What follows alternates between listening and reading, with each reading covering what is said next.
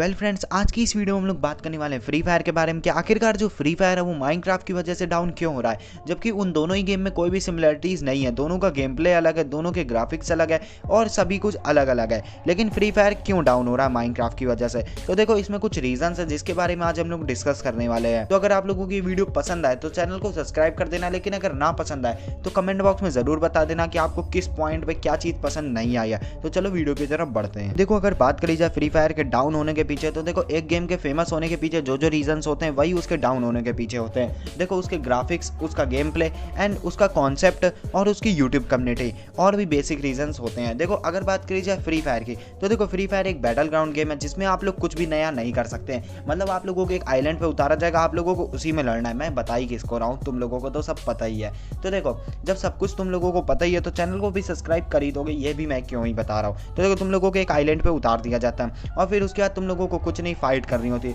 अगले दिन भी यही होता है और उसके अगले दिन भी यही होता है और उसके अगले दिन भी यही होता है। तो देखो, फ्री फायर को आए हुए काफ़ी ज़्यादा समय हो चुका है और रोज़ रोज़ एक ही चीज़ करना पॉसिबल नहीं हो सकता। तो ऑडियंस जो है वो उससे बोर होने लगती है। यहाँ तक कि मैं भी बोर हो चुका हूँ। मैंने भी फ्री फायर 1-2 साल तक खेला है और फिर उसके बाद मुझको पता चला कि यार मैं रोज़ रोज़ ये नहीं कर सकता हूँ। फिर उसके बाद मैं माइनक्राफ्ट में शिफ्ट हुआ। देखो, माइनक्राफ्ट जो एक ऐसा गेम है जिसमें सब कुछ अनलिमिटेड है, मतलब भी लिमिटलेस नहीं है। उसका जो मैप है वो भी अनलिमिटेड है, वो मैप कहीं भी खत्म होगा नहीं। तुम लोग एक थॉट एक्सपेरिमेंट करो, अपनी आइज क्लोज करो और सोचो कि तुम एक पार्क में चल रहे हो जिसकी एक लिमिट है। आप लोग चलते जा रहे हो, पार्क खत्म हो गया तो आप लोग उससे बोर ही हो जाओगे ना। फिर अगले दिन चल रहे हो, फिर बोर हो जाओगे। और एक पार्क है जो लिमिटलेस है, उसमें चलते जा रहे हो, बेसिक टूल्स मिलते जा रहे हैं, तो आप लोगों को क्या होगा, आप कभी भी उससे बोर नहीं होगे। मतलब आपको हमेशा लगेगा कि कुछ आगे नया होगा ही होगा। तो हो सकता है कि आप उससे काफ़ी ज़्यादा दिन तक उस पार्क में चल सको जो कि लिमिटलेस है, उससे ज़्यादा अनलिमिटेड वाले पार्क में चल सको। तो यही फ्री फायर और माइनक्राफ्ट के बीच में डिफरेंस है। अब यहाँ पे मैं इन दोनों के बीच में कंपैरिजन नहीं कर रहा हूँ, मैं ये बताना चाहता हूँ कि जो ऑडियंस है वो माइनक्राफ्ट को क्यों प्रेफर कर रही है,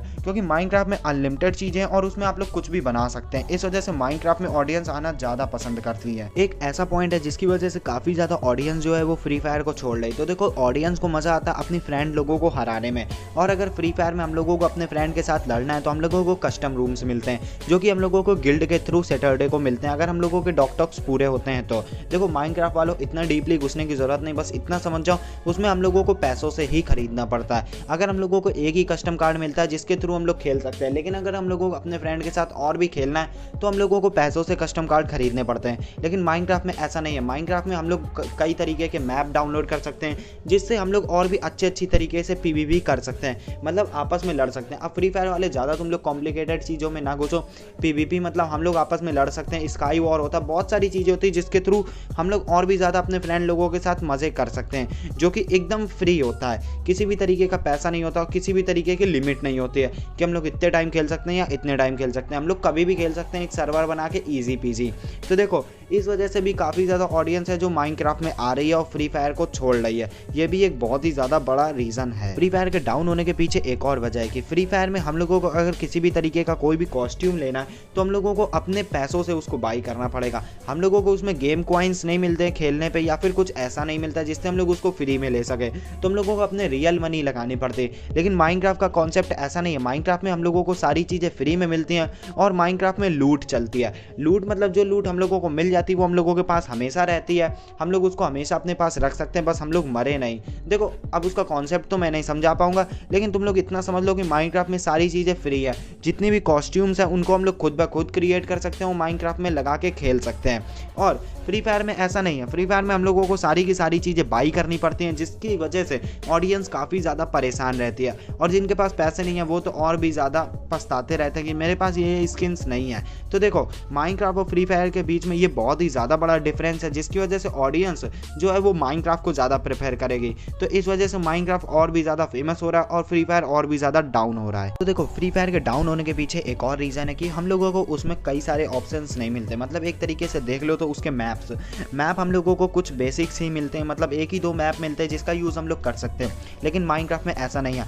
माइनक्राफ्ट में लिमिटलेस ऑप्शंस है, मतलब हम लोग कितने भी मैप डाउनलोड कर सकते हैं, उनको खेल सकते हैं। लेकिन फ्री फायर में ऐसा नहीं है। फ्री फायर में हम लोगों को कुछ बेसिक चीज़ें ही मिलती हैं, जिसकी वजह से ऑडियंस उसमें बोर होने लगते हैं और वो माइनक्राफ्ट में शिफ्ट होना चाहते हैं। और तुम सब जानते हो कि इस समय मोबाइल में कुछ ही गेम बचे हैं। अब देखा जाए बैटल ग्राउंड में, तो देखो बैटल ग्राउंड में केवल और केवल फ्री फायर ही बचा है। देखो जो पबजी है वो जब से बैन हुआ था उसके बाद उसने अपनी हाइप खो दी, और फिर उसके बाद जो सीओडीएम है वो इतना ज़्यादा फेमस नहीं हो पाया। और बात करी जाए अगर मोबाइल गेम्स की, तो देखो फ्री फायर एंड माइनक्राफ्ट, इन दोनों गेम्स के सिवाय मेरे हिसाब से कोई भी गेम इतना ज़्यादा फेमस नहीं है। देखो अगर कुछ दिनों के लिए खेलना है तो खेल सकते हो, लेकिन अगर बात करी जाए काफ़ी दिन तक टिकना है तो मेरे हिसाब से माइनक्राफ्ट ही इस समय सबसे बेस्ट होगा, जिसकी वजह से ज़्यादातर ऑडियंस माइनक्राफ्ट में शिफ्ट हो रही है। क्योंकि बैटल ग्राउंड गेम में हम लोगों को कुछ लिमिटेड चीज़ें मिलती हैं, लेकिन माइनक्राफ्ट में ऐसा नहीं है। माइनक्राफ्ट में हम लोगों को कई सारे मैप मिल जाते हैं, कई सारे मॉड मिल जाते हैं, माइनक्राफ्ट बट हो जाता है, और भी बहुत सारी चीज़ें जो कि हम लोग कर सकते हैं माइनक्राफ्ट में। लेकिन फ्री फायर में ऐसा नहीं है, जिसकी वजह से काफ़ी ज़्यादा ऑडियंस माइनक्राफ्ट में शिफ्ट हो रही है।